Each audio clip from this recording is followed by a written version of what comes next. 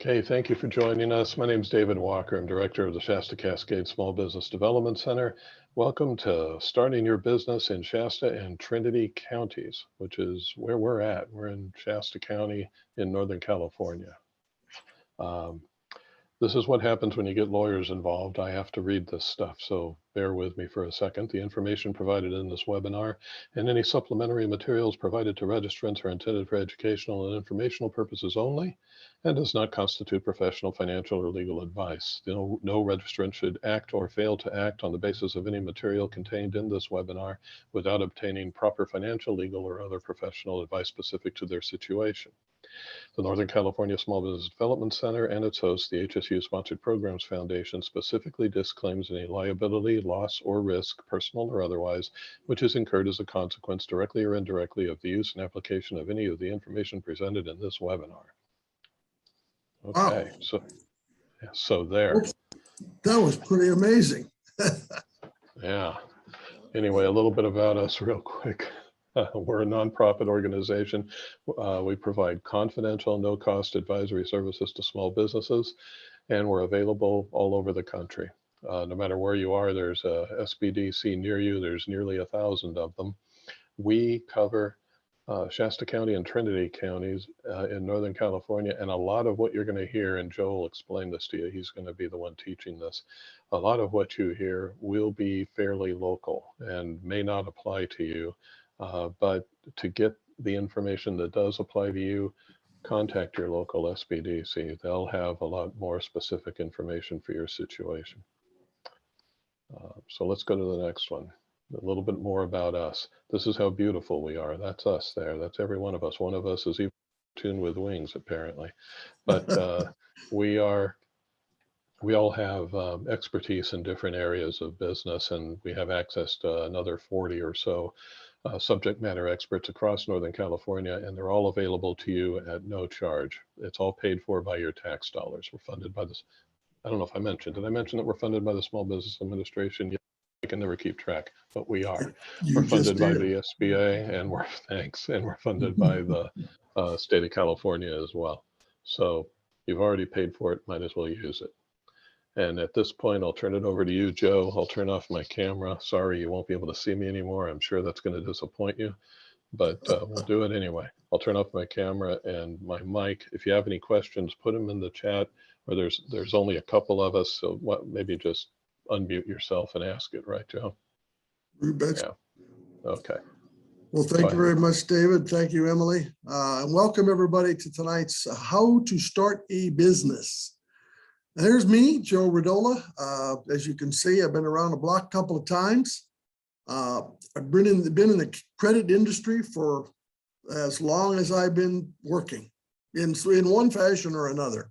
I was a banker for 25 years, made loans. I've been teaching financial literacy classes for the last 20 years, some of which I was doing it when I was actually a banker. I ran a little credit consulting group, CCCS, for 13 years here in Redding. I've been an owner of a small service business for 11, and I've been doing this for 2 companies, Superior California Economic Development and SBDC, for the last 9 years, helping small businesses mostly find money and get started. So it's really up my forte and my alley. So today, what are we going to cover? We're in the introduction thing right now, of course, and a course overview. We'll talk about discovering if you really want to do this. It's almost as important to decide not to do it than it is to decide to do it. So it's a very important period of your discovery to decide what direction you're going to go. Maybe we're going to talk about keeping it legal, idea to reality, you name it, business planning. And again, this class was produced specifically for our Northern California region, and more specifically for Shasta and Trinity County in the far northern part of California. As David mentioned, there's an SBDC office near you all over the country. Every city and every county in the United States is covered by a Small Business Development Center office. So you've got more Joes and Davids and Emilys out there to assist you in your geographic area. All right, so let's start discovering, just making the discovery. There are 5 core business skills needed to actually make a profitable and successful business. Obviously, you have to have an idea, right? So you have to have some kind of thing you want to sell, service you want to offer, product you want to produce and sell, whatever it is. So you got to be able to sell that product, you got to be able to market it, you got to be able to manage the background and all your financials. You're going to have to plan, and you're going to have to adapt. One of the things we have seen in this last crazy 18 months or so is the adapt part, right? So we've seen it because of COVID and the pandemic. A lot of small businesses, the majority of them, have had to adapt and pivot in one way or another. Restaurants, prime example. We still see parking places taken up by outdoor seating. We see parking lots taken up partially by outdoor seating. We have a very long time steakhouse here in Redding. It's been here forever, okay? It's an interesting little steakhouse. They basically, that's their forte, is steak, potatoes, bread, salad, done. Okay, it's called Jack's. Well, guess what? I wasn't sure, but they, I guess, owned the little lot next door to them. It was dirt. It was a dirt vacant lot. So what'd they do during COVID? Converted that baby, put out tables and chairs, made a nice floor area there, fencing up. So now they doubled their actual seating capabilities with indoor outdoor seating now, all adapted by COVID. So, and obviously, how has your experience so far brought you to this, and what areas do you need help in? A team is suggested, a team. We're one of your teammates already, okay? We're one of your teammates already, but you may have somebody in your family that's going to do the marketing for you. You got somebody with some marketing skills, capability perhaps of producing and making websites, help you do Facebook, you know, whatever it might be. Might have somebody in your family that's an accounting specialist. Maybe they know QuickBooks and will help you out with the bookkeeping management end. Always ask for help. More help you got, the better, okay? So are you an employee or can you be self-employed? So here's kind of some of the separators, okay? The thing disappeared on me. There we go. So if you're an employee, you follow instructions somebody else gives you. Usually work a 40-hour week. Employer sets the schedule. Paid by the hour or a fixed salary, so you always have a paycheck coming in. And usually don't invest in the company unless, again, you have a 401k. I have to bring that up. Obviously, you may be buying stock in a company that you're working for. The employer owner decides what the instructions are to be followed. You don't have to make your own rules, okay? Work the hours necessary to become successful. And I can tell you, unfortunately, one of the reasons people, the businesses fail, one of the reasons we'll see later on in another slide, is lack of commitment. Lack of commitment. You got to commit to this, okay? It's got to be all in, because you're going to get 24/7 calls and texts and emails. It's going to happen. Okay, it's just the way, that's the way the animal runs, especially if you offer services. If you offer services, you're going to get a call on a Sunday. You're going to get a text a Friday afternoon at 6 o'clock while you're having dinner, okay? It's just going to happen, okay? Set your own work hours. Yeah, 24/7. There you go. Only get paid if your company makes the money. That's a huge difference, isn't it? Before, you got a salary. First and the 15th, you get a paycheck, submit your timesheet, blah, blah, blah, right? Now, if the company at the end of the month made zero, you might have to eat top ramen, right? So there you go. And obviously you're investing in the company. It becomes your own investment, your business. All right, so now let's start with money. I like money. Money's kind of an interesting thing. I dealt with it for 25 years. I made small business loans, house loans, boat loans, car loans for 20 of the 25 years I worked in the banking industry. And they all kind of operate similarly. You have something you want to get or buy. You have a dollar amount. You have a down payment that you're going to make, and the bank's going to cover the rest. That's kind of a theoretical kind of circle, okay? In a business loan, and we just had verification of this today as I was watching a region-wide webinar on a similar subject. Startup money, tough to come by. It's really tough to come by because of the environment of the economy today. Unfortunately, the pandemic has put us in a bad position, sort of like what it was in 2009 and 10 after the real estate bomb, okay? When the real estate plummeted, credit became tight. Well, it's tight again. Different reason, but it's tight again. So the more money you can put up together and bring to the table, the better off you are, especially if you're in a startup mode, okay? Because again, startup money is so tough. So obviously you can use your own money. You've got things like savings. I had one guy open a business on old-fashioned savings bonds, cashed in savings bonds. How about that? I've had people actually do something called ROBS, where you can use your 401k money to actually help start that business. It's a legalized way to pull out funds out of your 401k and start your business. I've had people start by pulling money out of their house, getting a second mortgage, okay? Money, you got sitting in the bank, perfect, right? And don't forget grandma, and Uncle Bob. Not a bad idea. If somebody likes what you're trying to do and is in the family. I've had people's families help start businesses. It can happen, okay? I always suggest that if you go that route, please make it formal. In other words, have a written agreement. Don't just do it on a handshake. Makes Thanksgiving a little rough sometimes. So again, but it can happen. It can happen. Peer-to-peer, a lot of that doesn't happen if you're in the same town, right?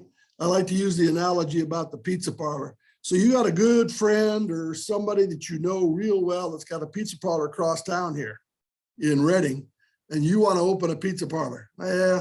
Chances are that peer won't want more competition anyway. They may not be able to give you the time of day, much less give you money. But let's say your brother is in Texas and he's got a pizza parlor in Texas and he's doing real good. Hey, I would use every bit of information you could glean from him, okay? Including, gee whiz, you got a couple grand you could toss your bro's way. Not a bad place to start, right? And again, make it official, but could happen. It could happen peer-to-peer. Crowdfunding is another way. It was discussed again in this other class I was at earlier today. So you got Kickstarter, GoFundMe. There are several different groups, online ways that you can raise funds for different things, okay? And one of them is starting a business. I did have a business, it's been about 5 years ago now, at least 5, might be 6, that actually went and did a GoFundMe on the production of a new product. They had a brand new patent pending product that they were trying to produce and sell. And they went on to Kickstarter and they offered, hats and shirts with the logo on it for lower, money that was put in, donation, so to speak. And then they move up the ladder, right, to all the way up to, gee whiz, you'll get one of the first of these this new product off the assembly line if you put in X amount of dollars. So it's really cool at Kickstarter. If you find people excited about what you're doing or selling and offering them a piece of the action from you as a client, if they donate, works out great. There was one of the biggest Kickstarters that I've ever seen was a guy that was inventing a very fancy ice chest. Okay, it was an ice chest that was lithium battery powered, had a blender in the top, and it did all sorts. It would charge your phone, it would play music, it had speakers in it. It was really wild. Raised over $10 million on Kickstarter. Okay, so it can happen. So anyway, that's crowdfunding. Angel investment groups, there are a lot of them around. Even up here in Shasta County, we have a small and spunky angel group, okay, angel investment group. A bunch of people that's got some cash that if they're excited about what you're selling, what you're trying to produce, what you're trying to make, may be interested in hopping aboard the train. They don't do retail, they don't do food service for the most part. It's been a while since they've done that. They've been around about 5 years now, 6 years. And but if you've got something that's scalable, something that could really take off, hey, they can be excited. And you could present real easy. You give them the idea, you send it into their email address. Shasta Angels, by the way, is the name of the group. You can send in a little paragraph of what you're trying to do. If they get excited, they'll contact you back and say, you know, when can you give us a pitch? And then you got to produce a pitch. If anybody hasn't seen what a pitch is, we've got the EDC here in town, Economic Development Center, that does pitch. In fact, there's a pitch competition coming up here shortly, where you actually make a PowerPoint presentation about what you're trying to do and how you're going to do it. And you can pitch your idea to this angel investment group. So kind of fun. Venture capital normally doesn't happen a lot on a first go round, but it can be done. I like to bring up the possible idea of, say, somebody that individually has a bunch of money, you know, a ball player, a singer, some kind of actor or actress, and they like what you're doing. Maybe it's, you know, save the whales. It's an ecological thing. It's solar. It's something that fits what they're enjoying doing.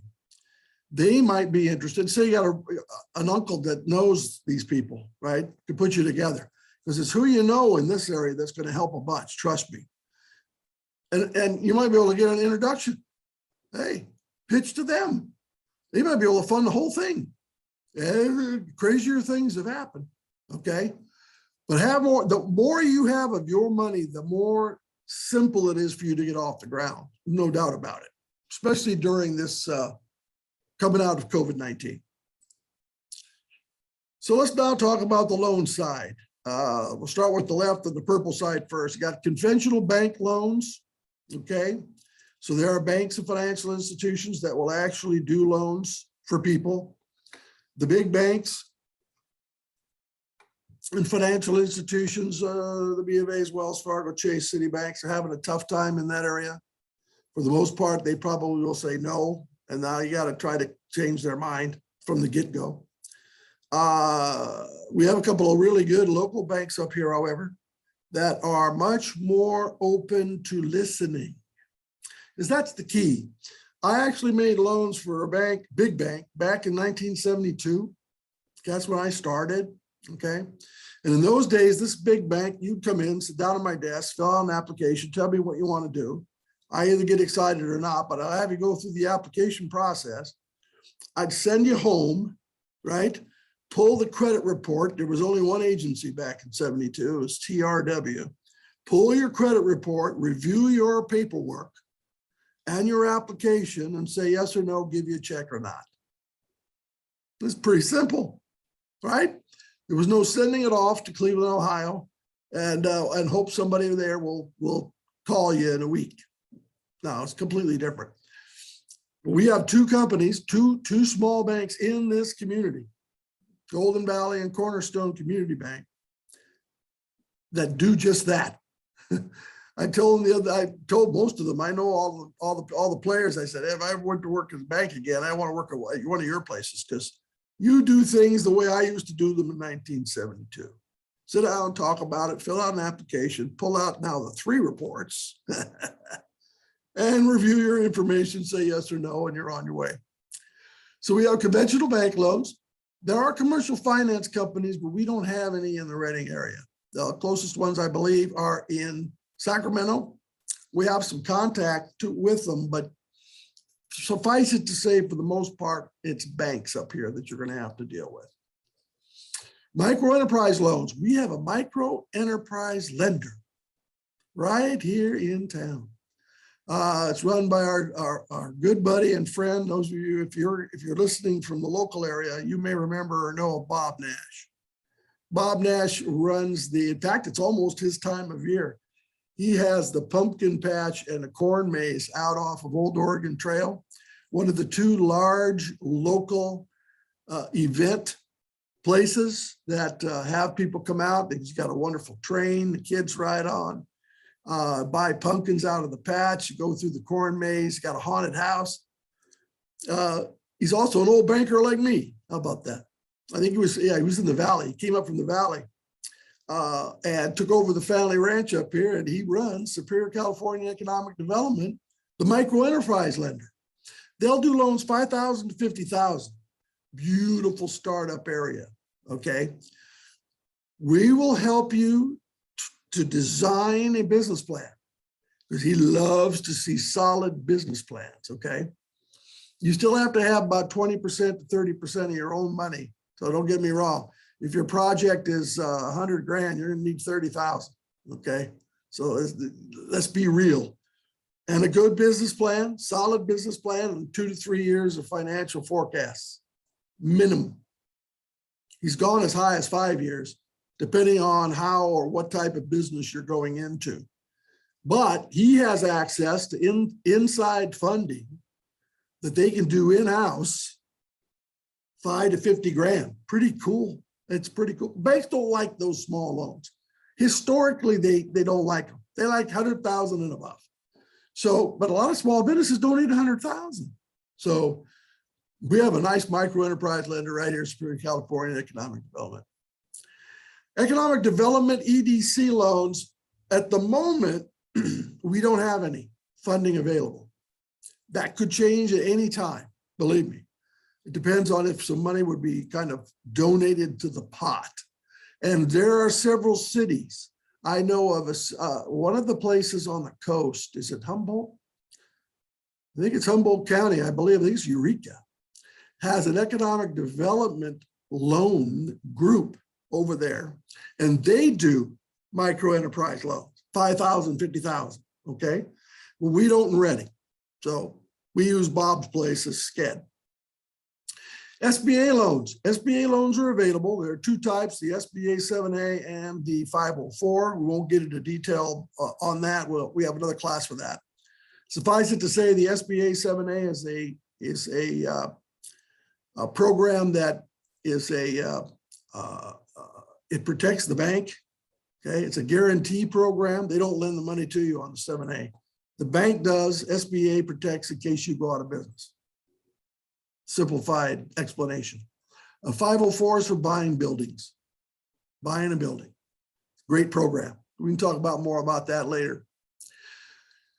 So educate yourself about the loan process. That's what we are here to do. You can make an appointment, sign up for our services. We'll give you the links at the end of this presentation. You'll get a set of these slides as well. So don't worry, you don't have to type all this down or write it down. And we can walk you through it. We can walk you through this. I'll be happy to. That's what I love to do. And don't forget to identify your credit score. We'll talk in a minute about what a good credit score is, but pull your credit score. We'll show you where to go to get it. And your hope is that you're 700 plus. Let's be real. That's the magic number. Although most SBA loans will go 680 and above, I like to just jump to the 7 and hope you can hit close to 700, okay? If it's 625, 550, 575, we've got some work to do. I can guide you through those steps to try to get that improved. But with a credit score in the 500s, it'll be even tougher. Okay, just guaranteed. So if needed, begin the credit repair. I can guide you through that. And of course, complete your business plan. We can do that too. All right, so we promised we'd talk about the score. So there we go. There are several ways to identify and go after your credit score. Credit Karma is one of them. The goal again to hit, and that's free, by the way, Credit Karma.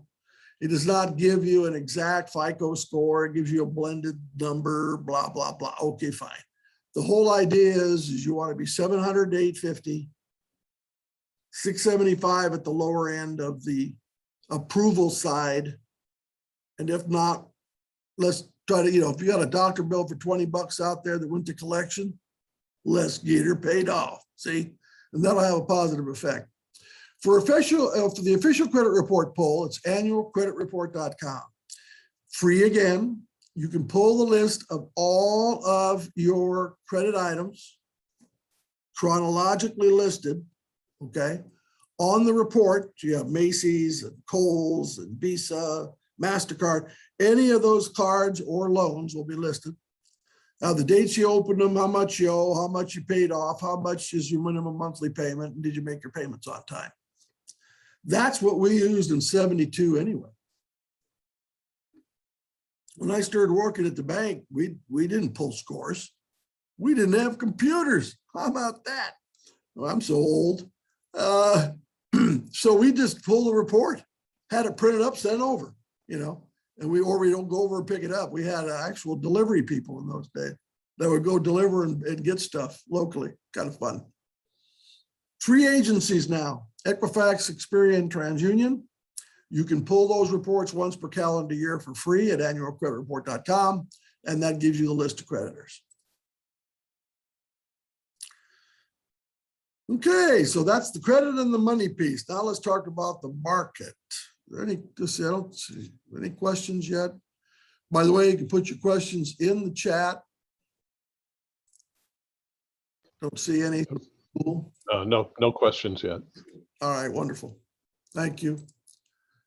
All right, so market assessment.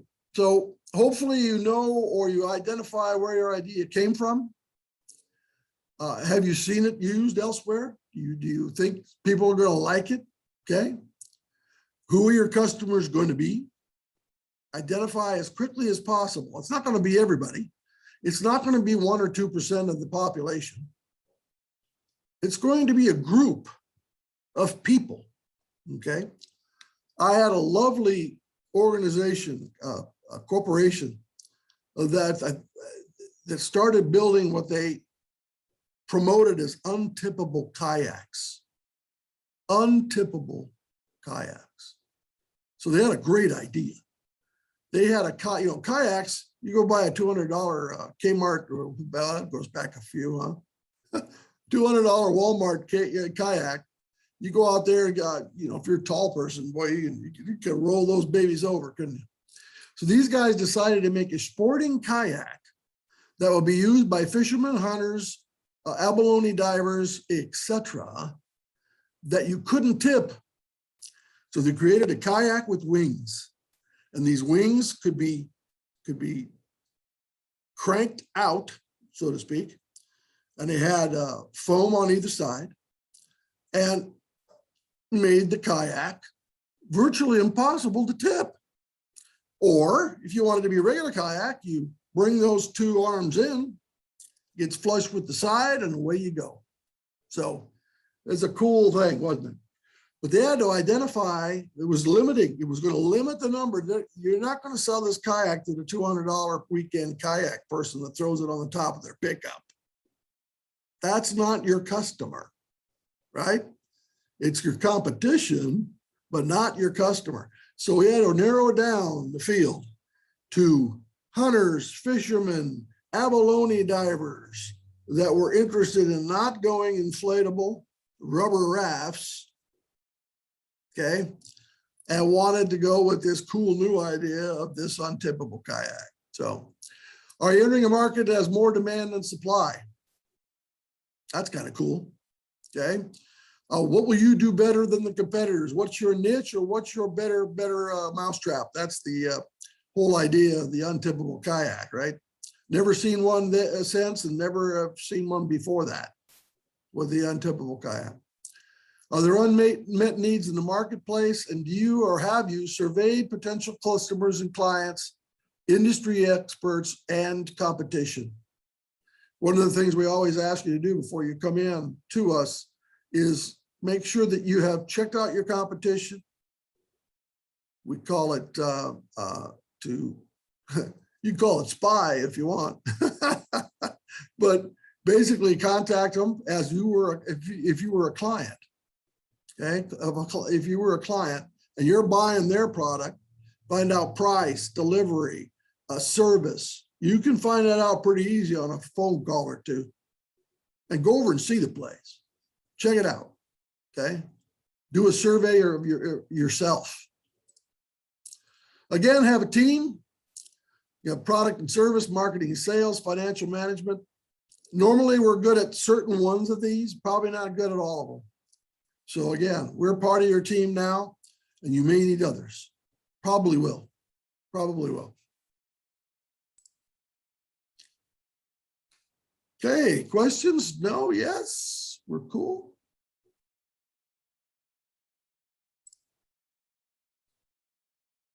I don't see any, so let's move it on. Legal structure. Okay. Basically, we discuss in this overall class the 4 major legal structures. Sole proprietorship, one person. My business, Joe Rodola's Debt Consulting. One person. Okay, one person, sole proprietor. If technically the good Lord calls me up tonight, then my business ceases to exist, because it's information I have in here that I give out to people. That's my business. Okay, sole proprietor. Partnership, more than one.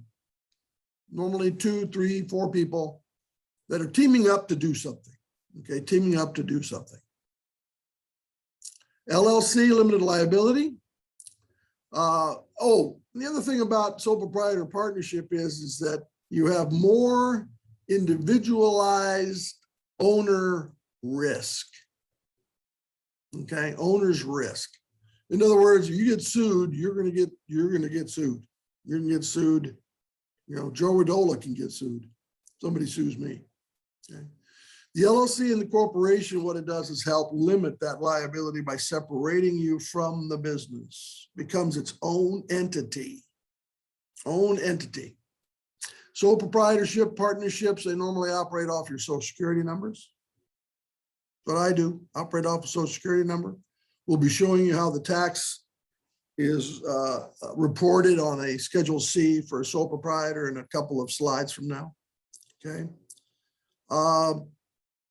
If you're a sole proprietor in a partnership, it's always good to carry a very strong liability insurance policy through your insurance company. Okay. I have, for instance, I'm been a sole proprietor for 11 years. I have $1 million liability policy with $1 million umbrella. So in case I hit a Lamborghini on the way home with my little truck, you know what I'm saying? So that way we got $1 million liability there, and the business has $1 million liability if somebody comes in my classroom and falls and breaks a leg, wants to sue everybody. Basically to protect you against lawsuits, really, mostly. Okay. So LLC separates you and corporation separates you.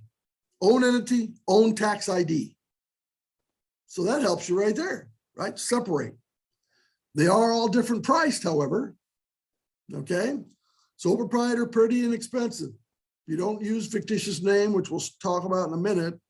I was opening for about $150 total, out the door, ready to go 1 week, ready. I was already in business. Thing that took the longest was getting my Vista print business cards printed. That was the biggest. Business license, no problem, but no fictitious name. You just walk in, get going, open the doors. Okay.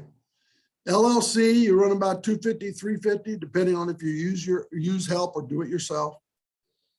Definitely is a filing fee, state of California, $800 minimum tax per year on every LLC in California, whether you make $1 or not, one of the drawbacks. You still have to carry liability insurance, but it does separate you more from the business. And corporation separates you the most. Okay. Normally suggested you have some legal assistance to set up the corporation. A lot of T's to cross, I's to dot, for sure. And so it could cost you anywhere from $1,000 to $2,000 set up a corporation, depending, on your contacts. If you have an aunt that's an attorney, maybe they'll do it for less, but you get the idea.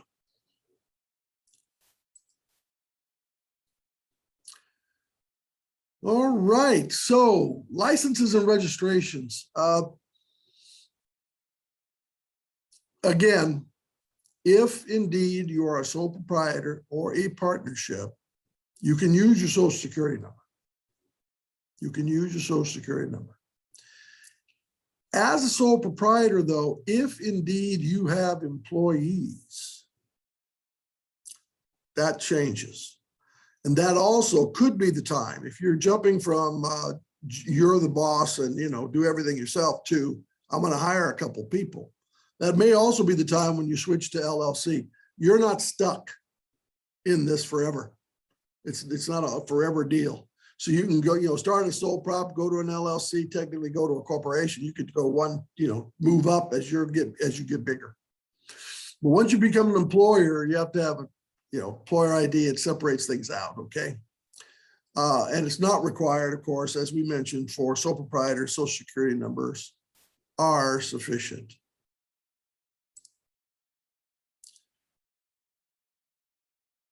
The state government got no registration again for sole proprietors. Again, we're just, all by yourself.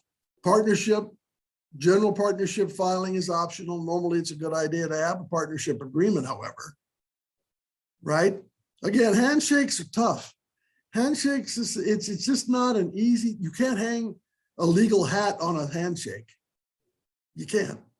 So it's always good to have a partnership agreement. There are several places you can go online, pull off, fill in the blank agreements if you want to go that route that have been vetted. In fact, we even have one that I suggest people use. Okay, to get a partnership agreement. We're again always smart to at least have something in writing. Who's going to do what and for how much? What's the percentage of what gets who? LLC, initial fees, annual reporting statement that you have to submit. In the state of California, that's that $800 minimum charge per year. Corporation, you have the initial fees, annual reportings, and again, always good. The more sophisticated you get, if you're not a tax savvy person, the more important it is for you to have a bookkeeper or a, accountant, CPA, somebody to do the paperwork and the tax stuff for you. Always helpful, always. If you're going to employ staff and you do not want to mess with all the reporting requirements, sending in this to that, the federal government gets this, Social Security gets that, disability, unemployment, all these various little things. Now, if you have QuickBooks and you have a good accountant, they can do it for you. That'll do it. It'll separate all that out. They'll know when to send it off. Make sure you're not late. Okay. Everything's done electronic now. Used to be when I did it back in the late 90s, had to write a check. Not now, it's all electronic transfer. So you can do it with QuickBooks or accounting software, or you get somebody to assist you. Okay. Couple thoughts. One, if you're looking for people, you got EDD, the unemployment office, and you've got Smart Center.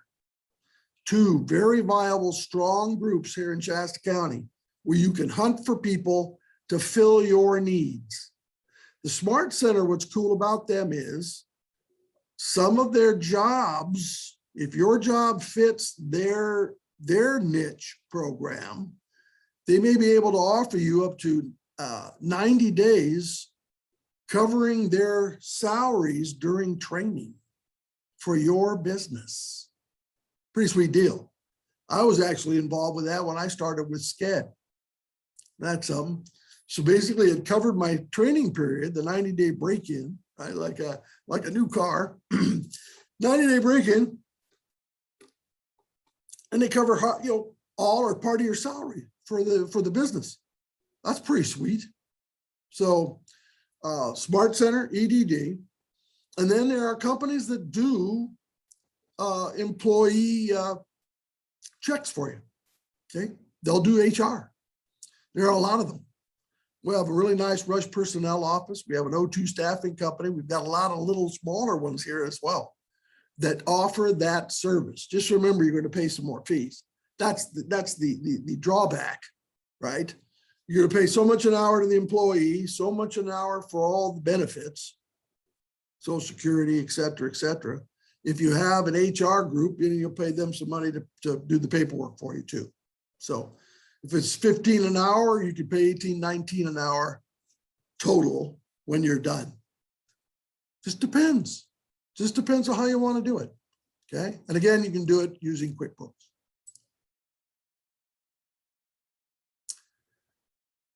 Licenses state if you're an employer, workman's compensation, got to set that up. Okay.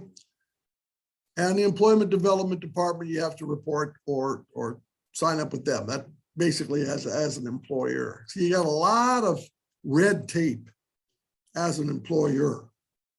Okay, that's why a lot of people decide to stay. I'm going to stay just me for as long as possible. Now, yeah.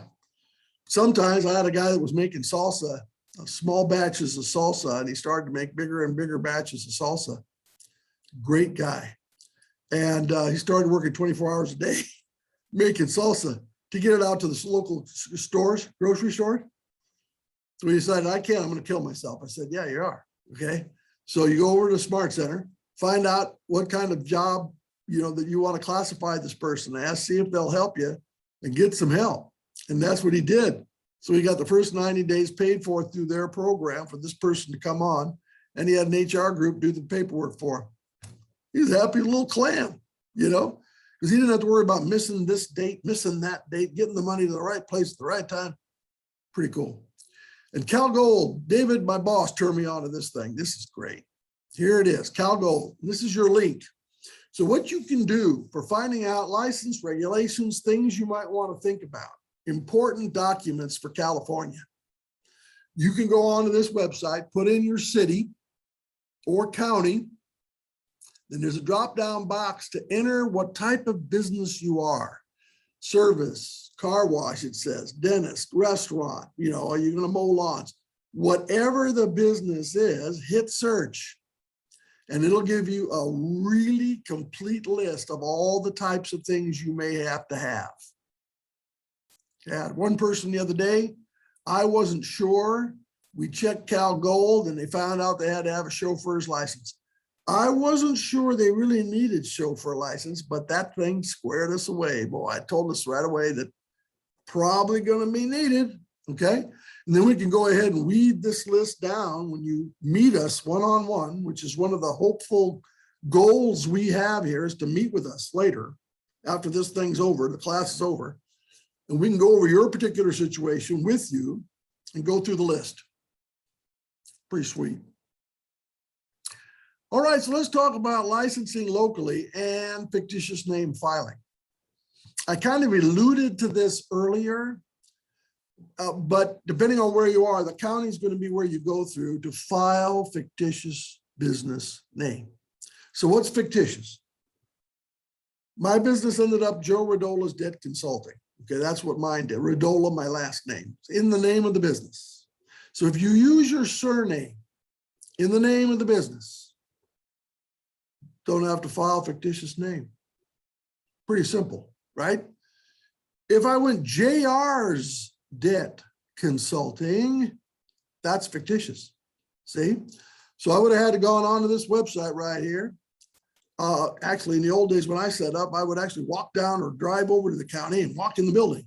Now they're doing almost everything online now after COVID. So it's all, you go onto this website, fill out paperwork. Everybody does their little signing stuff.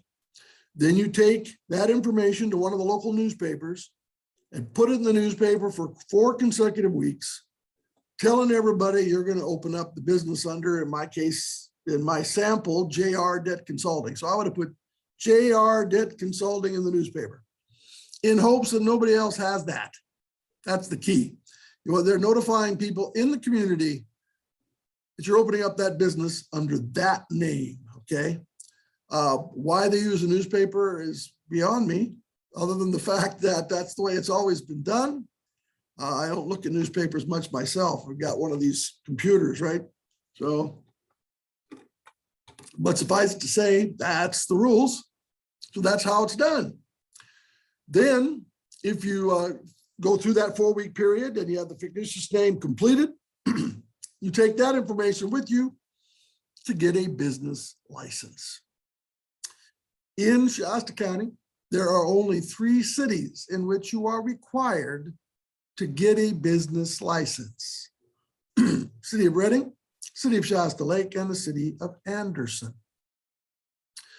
There's little marks on the map. If you want to get a good map from the chamber or somewhere, and you'll see the county's marked off with little lines.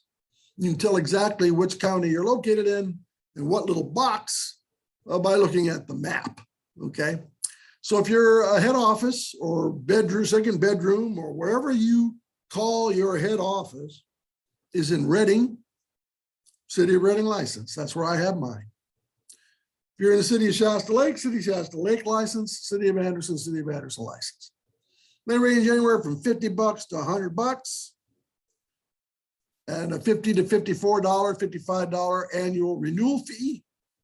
Mine's renewed every August. Boom, you're in business.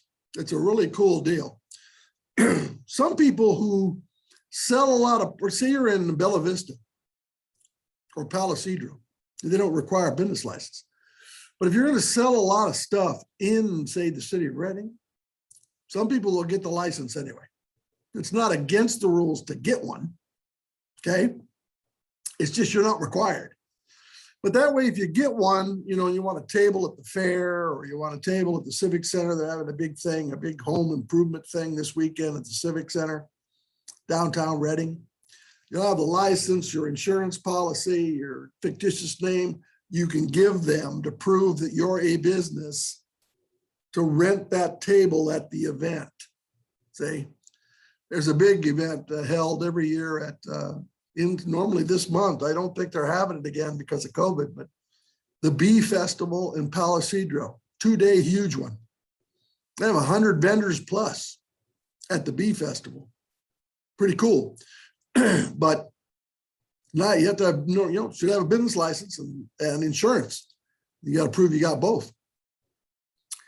Public safety county, that's the safe food and beverage information. And of course, there's land usage and zoning there as well. And we can talk about that when you come in individually. And the county for public safety under the health and human safety I've got the actual attachment here saved to my desktop so we can talk about it when you come in. But the county's got great information on food service. You've got cottage law for making stuff at home and selling it, food trucks, okay, full-blown restaurants, you name it, it's in there. All the information you need, okay? And they can audit you and do all sorts of things. That's part of the process. Food service has got a lot of T's and I's dotted going on, for sure. Taxes, obviously you have federal income taxes. Okay, so you're going to pay money to the IRS.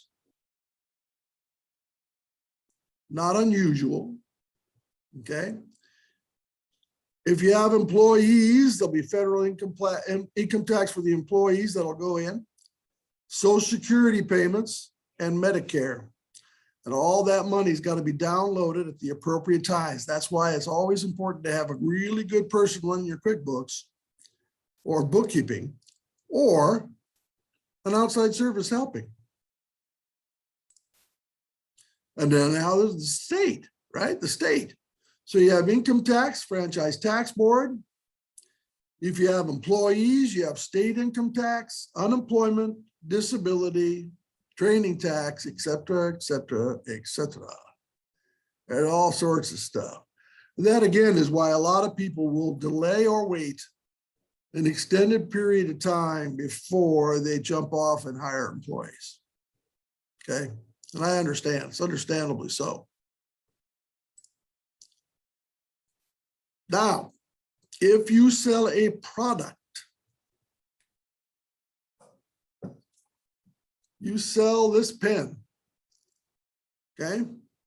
This pen, you got to charge sales tax. Standard sales tax at the moment in many areas of the state of California is 7.25% tax, okay? So you have to collect that, all right, on top of whatever the price of the item was that you are selling. Okay, so 7.25. Several areas in the state are 8.5 because of local taxes that could be added on top. So always check your area, your city, your county to verify what the tax base is. You need a seller's permit, okay, which you also get from the state. Have to make regular payments, depending on how much you sell, really. It's either, I think, monthly, quarterly, semi-annual. Most are monthly or quarterly. Got to send it in. Sales tax, okay. The good news is, at this point anyway, knock on wood, service businesses do not have to collect sales tax currently. So if I teach a class, charge somebody 30, 40, 50 bucks to come to that class, I do not have to tack on the sales tax because that's a service. Okay, so one good thing right there. We'll see how long that lasts. Okay, questions? Yes, can you see the questions in the chat? There are a couple of them. I did. I saw the me and my team wanted to see the slide. As a sole proprietor, what positions did you outsource?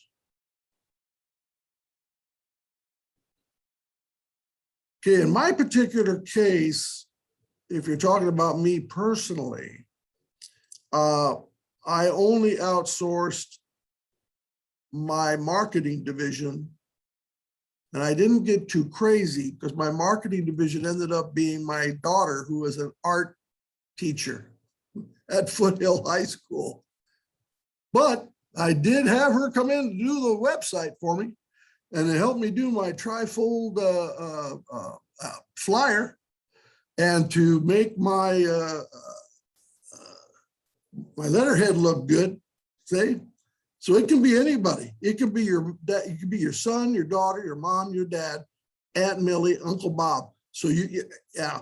So that's what I did. I had my daughter do all my marketing material for me. She could make Microsoft just fly. Okay. And me and my team.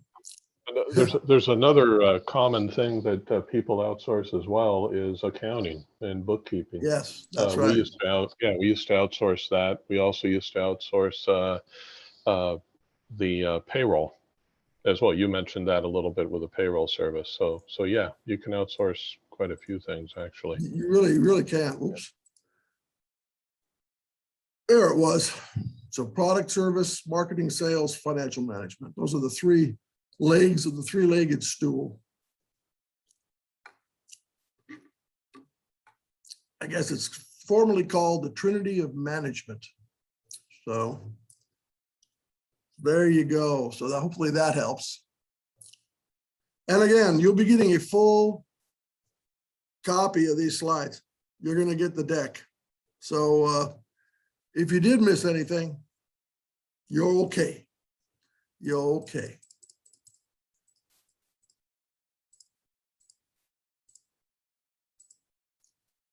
Okay, last little section again. And again, I'm just teaching this class for kind of this second time I've done this new deck. So we may kind of be tight against it. So again, you have to have, again, is it desirable, wants and needs solving? How many customers are there in the solution?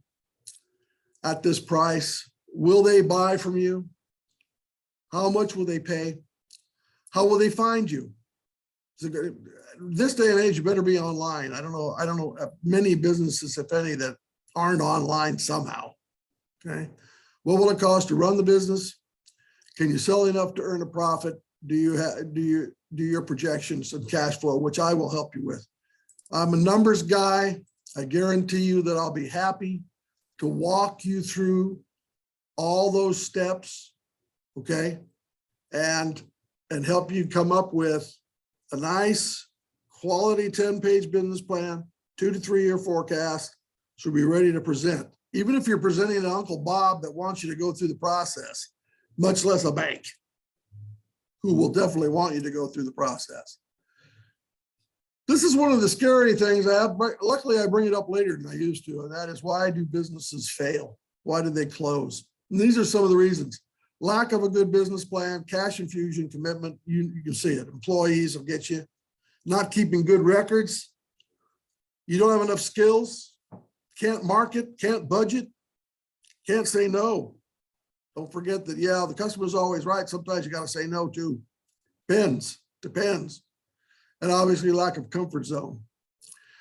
There's everything from a 1-page business plan to a full-blown to a pitch deck.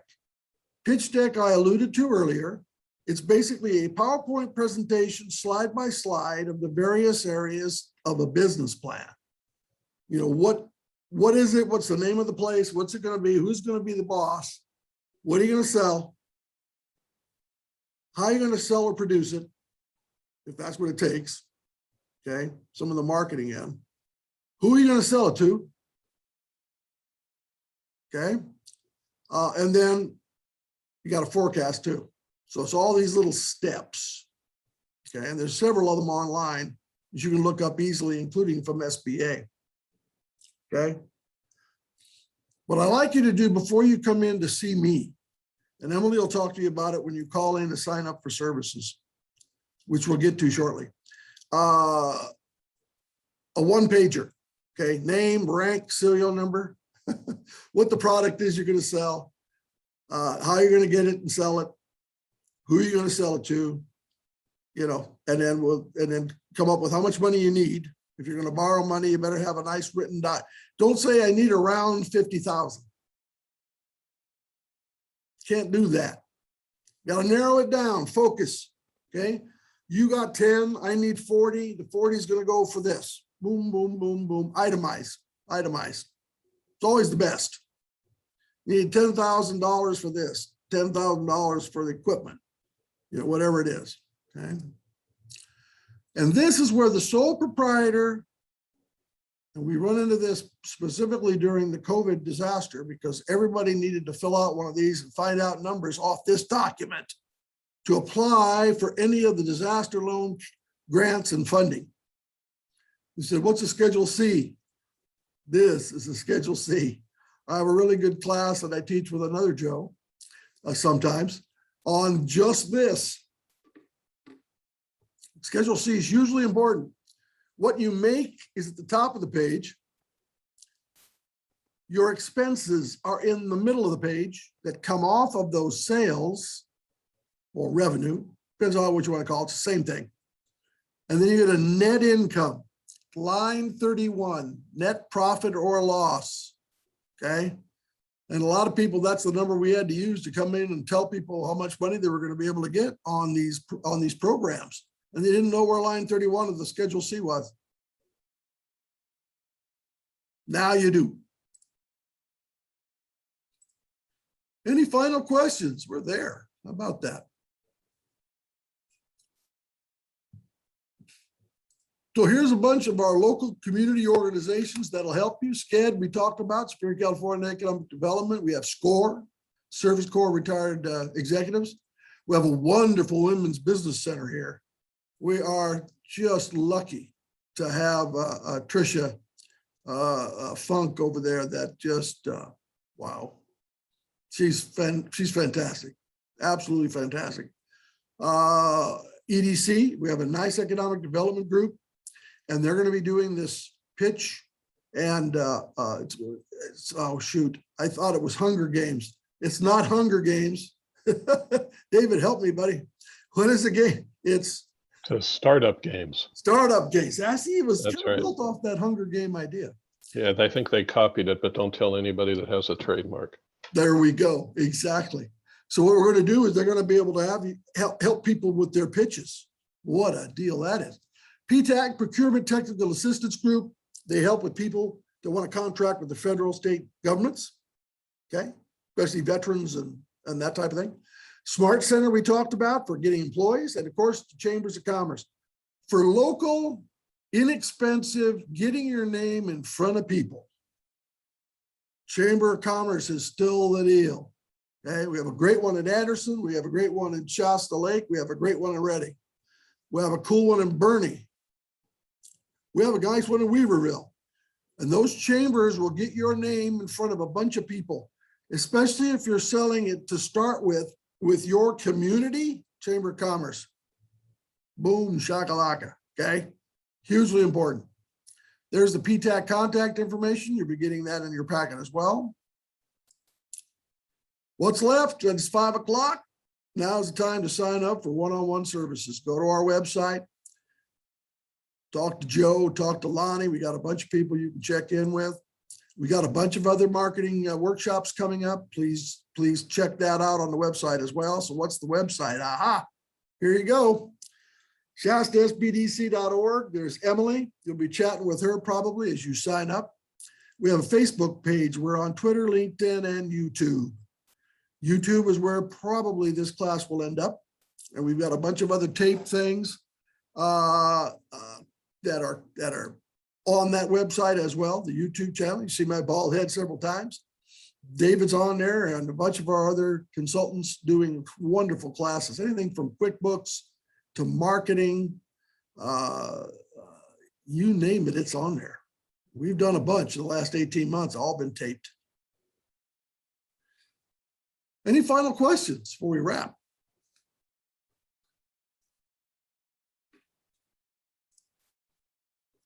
Well, thank you. Thank you very much for joining us. I appreciate that very much.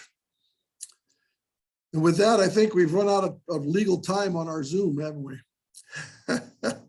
So again, thank you for coming. Thank you for being on board. Please join us for one-on-one consulting. Thank you, David and Emily, for helping me out.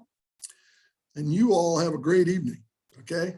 And we'll help you get to where you need to go.